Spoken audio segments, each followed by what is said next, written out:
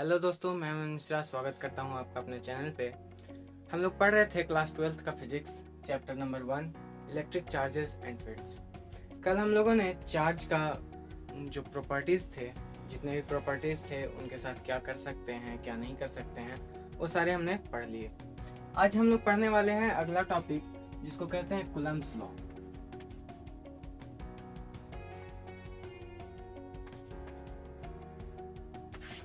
Coulomb's law, इसका क्या कहना है?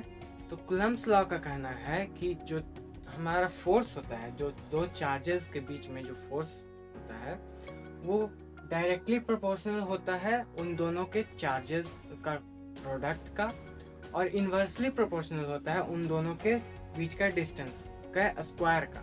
यानी कि वो डायरेक्ट फोर्स जो होता है वो डायरेक्टली प्रोपोर्शनल होता है Q1 इंटू Q2।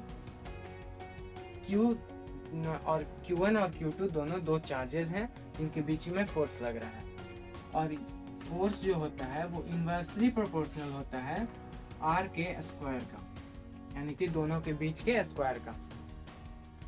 अगर दोनों कंबाइन किया जाए तो फोर्स जो होता है वो प्रोपोर्शनल हो जाएगा Q1 Q2 by R square. अब यहाँ पे प्रोपोर्शनलिटी का साइन है, तो इसको हटाने के लिए कुछ कांस्टेंट हम लोग यूज़ करते हैं, जैसा कि हम लोग पहले भी फॉर्मूलाज में कर चुके हैं। तो F इक्वल्स टू हम रख देंगे कि एक कांस्टेंट है Q1 Q2 by R square. ये हमारा फोर्स का फॉर्मूला होता है। अब यहाँ पे बात आता है कि F तो फोर्स है, Q1 Q2 दोनों चार्जेस हैं, R स्क्वायर जो है वो डिस्टेंस है, लेकिन ये क्या है? तो हम लोग एक फॉर्मूला पढ़े थे ग्रेविटेशन में क्लास 11th में। वो ये था कि जो ग्रेविटेशनल फोर्स होता है G, वो ऐसा होता है G m1 m2 by R square. ये हमने फॉर्मूला पढ़ा था क्लास 11th में, ग्रेविटेशन का फॉर्मूला है। यहाँ पे G क्या था? Gravitational constant, universal gravitational constant. ठीक है, तो उसी तरह से यहाँ पे हमारा K है इलेक्ट्रोस्टैटिक कांस्टेंट। इसका वैल्यू क्या होता है? तो K का जो वैल्यू होता है वो होता है 1 by 4 pi epsilon not epsilon R। अभी एप्सिलॉन नॉट एप्सिलॉन R क्या है?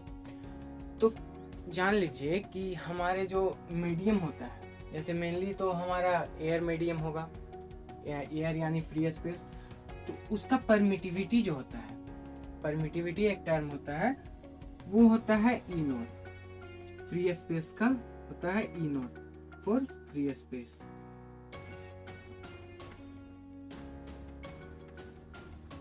फ्री स्पेस का मतलब वहां पे कुछ नहीं हो। एयर भी हम लोग फ्री स्पेस में ही काउंट कर लेते हैं हमारे सहूलियत के लिए। ऐसा थोड़ा ज़्यादा ही होता है फ्री स्पेस से, लेकिन हम लोग उसको मान लेते हैं कि एयर भी फ्री स्पेस में है। ठीक है, इसका और ये ER क्या है? तो जैसे मान लीजिए कि दो चार्जेस रखा हुआ है, उन दोनों के बीच में फोर्स निकालना है।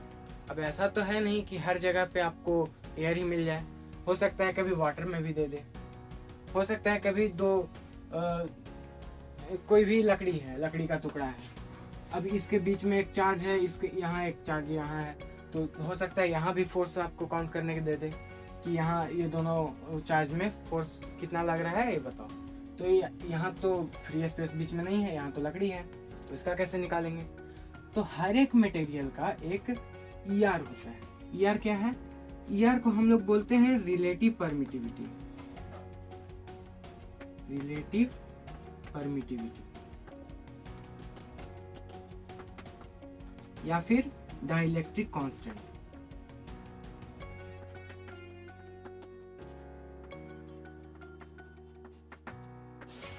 ये हो गया डाइलेक्ट्रिक कांस्टेंट या रिलेटिव परमिटिविटी, ER को बोलते हैं।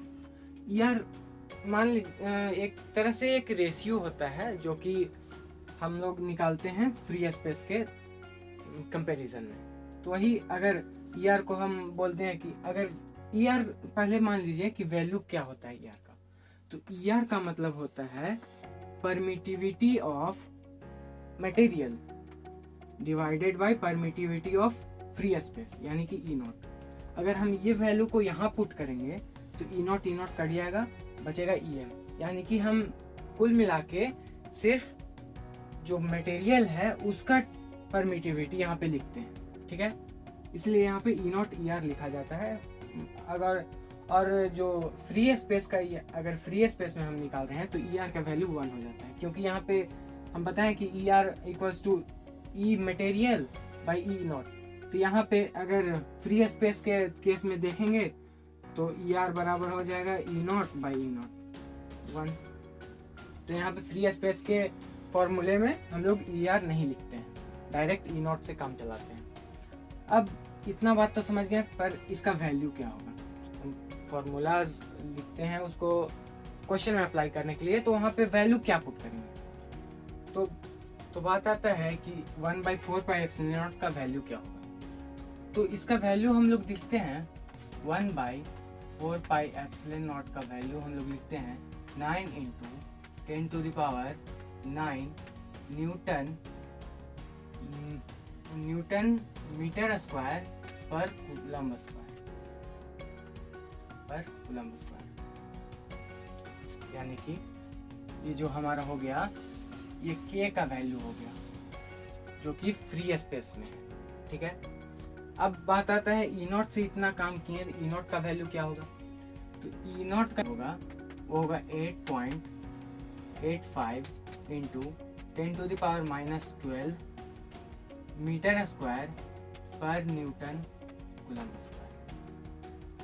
ये हमारा relativity permittivity of free space का वैल्यू है। ऐसे मेनली ज़्यादातर केसेस में अगर आपको रिलेटिव परमिटिविटी का यूज़ करने के लिए देगा तो ज़्यादातर केस में वाटर और ग्लास का देता है, जो आप देख लीजिएगा। तो ये ग्लास का वाटर का अगर बात करें तो रिलेटिव परमिटिव होता है 81।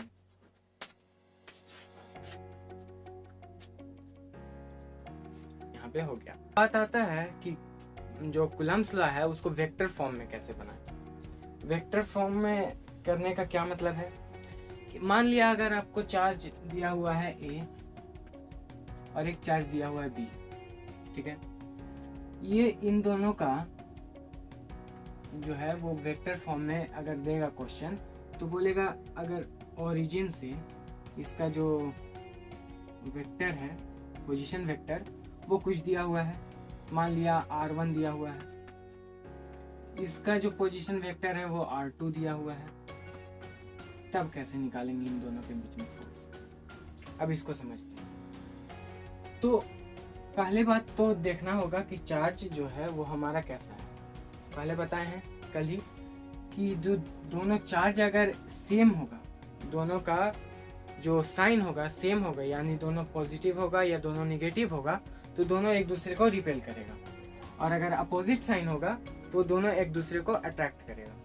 तो मान लिया दोनों पॉजिटिव चार्ज है, यहाँ पे दोनों को पॉजिटिव चार्ज मान के हम चल रहे हैं। तो जो ए और बी के बीच में जो फोर्स लगेगा वो एक दूसरे को रिपेल करेगा। यानी कि अगर बात करें ए की, तो जो फोर्स लगेगा ए पे बी के रिस्पेक्ट में, तो वो लगेगा इस साइड में, यानी कि F A in respect to B, इस तरह से हम लोग लिखते हैं। ये जो फोर्स है वो ए पे लग रहा है, और बात करें बी की, ए के रिस्पेक्ट में, तो इस तरफ लगेगा, यानी कि एफ बी ए जो है वो इस तरफ लगेगा। अब दोनों का वैल्यू कैसे फाइंड करेंगे, तो पहले कूलम्ब्स लॉ से बताएं कि F इक्वल्स टू जो होता है 1/4 pi epsilon naught Q1 Q2 by R square होता है। अब यहाँ पे R तो हमारा परफेक्ट दिया हुआ नहीं है, तो हम ये मान के चलते हैं कि आपको वेक्टर का थोड़ा बहुत नॉलेज है।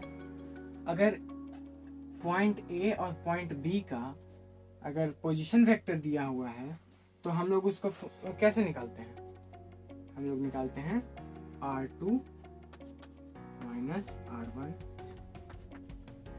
ये जो हो गया हमारा पोजीशन वेक्टर। अगर दिया हुआ है तो इसका डिस्टेंस निकाल सकते हैं। अब बात आती है कि फोर्स जो है वो भी एक वेक्टर क्वांटिटी हो गया, क्योंकि डायरेक्शन पे डिपेंडेंट है, तो ये भी एक वेक्टर क्वांटिटी हो गया। अब इसको अगर हम वेक्टर फॉर्म में लिखते हैं तो इस तरह लिखेंगे, एफ फोर्स वेक्टर है, पहले ए के रिस्पेक्ट में लिखते हैं, ए में कितना फोर्स लगेगा, तो F A due to B equals to हो जाएगा 1/4 epsilon naught Q1 Q2 by R square. R square की जगह क्या लिखेंगे, इन दोनों का मॉड, ये इसका मॉड, यानी कि R2 माइनस R1 का मॉड का होल स्क्वायर। डायरेक्शन क्या होगा इसका, वेक्टर फॉर्म में है तो इसका डायरेक्शन लिखना जरूरी है, ये तो इसका जो हो गया वो वैल्यू हो गया। अब इसका डायरेक्शन क्या है, तो डायरेक्शन यहाँ पे देखिए एफ जो ए से दूर जा रहा है, यानी कि बी टू ए इसका जो है वो डायरेक्शन हो गया, यानी कि हम इसको लिख सकते हैं कि बी ए कैप, क्या बोलते हैं, यूनिट वेक्टर। यूनिट वेक्टर हम लोग कब यूज करते हैं, डायरेक्शन दिखाने के लिए, तो बी ए कैप। अब बी ए कैप अगर फॉर्मूला में लिखेंगे तो इसका कोई वैल्यू तो स्पेसिफाइड नहीं होता है, तो इसको हम लोग इसको भी सॉल्व करेंगे। तो इसको कैसे सॉल्व करेंगे, देखिए F A to B equals to 1/4 epsilon naught Q1 Q2 by R2 minus R1 का मॉड। ये ध्यान रखिएगा यहाँ पे मॉड का स्क्वायर है, अगर ये मॉड का स्क्वायर है तो इन दोनों वेक्टर का जो है वो एक न्यूमेरिकल वैल्यू होगा, ठीक है। ये वेक्टर फॉर्म में नहीं लिखा जाएगा, जैसे वेक्टर लिखा जाता है A I cap plus B J cap plus C K cap, ऐसे ये वेक्टर लिखा जाता है, ठीक है। लेकिन ये वेक्टर नहीं है, ये इसका जो है वैल्यू है। वैल्यू क्या होता है इसका, root under A square plus B square plus C square, ये इसका वैल्यू होता है, वही यहाँ पे लिखा हुआ है, ठीक है।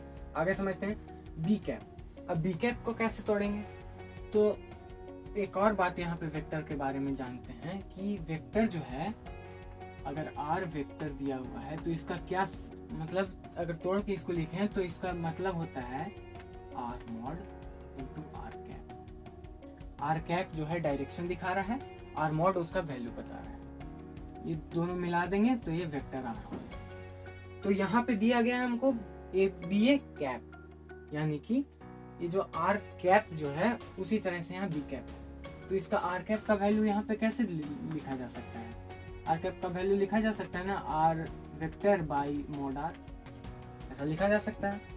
तो वही चीज हम लोग यहाँ भी करेंगे, तो इसको क्या लिख देंगे, बी ए वेक्टर बाई क्या, बी ए का मॉड। बी ए का मॉड मतलब बी ए का मॉड मतलब R2 माइनस R1 का मॉड, ठीक है। अब डायरेक्शन पे मत जाइएगा, मॉड लिखा हुआ है तो प्लस माइनस का कोई महत्व है नहीं वैसा कुछ खास, तो यहाँ पे हम लोग इसको लिख लेंगे, लिख लेते हैं F A to B equals to 1/4 epsilon naught Q1 Q2 by R2 minus R1 का होल क्यू बी, वेक्टर आ गया। अब इसी को जो है हम लोग फॉर्मूला में पुट करेंगे, ठीक है। बी ए हमारा वैल्यू निकाला हुआ है, सिंपल समझ लीजिए कि अगर ये R2 है ये R1 है तो ये वेक्टर जो हो जाएगा वो हो जाएगा R2 माइनस R1, ये जो हो जाएगा ये बी ए का वैल्यू हो जाएगा। यानी कि ये गलती से अब ये मत समझ लीजिएगा कि R2 माइनस R1 यहाँ भी है, R2 माइनस R1 यहाँ भी है तो इसको काट देंगे, नहीं, ये जो है वो न्यूमेरिकल वैल्यू होगा, ये जो है वो वेक्टर फॉर्म में होगा, ठीक है। अब आगे का टॉपिक नेक्स्ट वीडियो में, थैंक यू।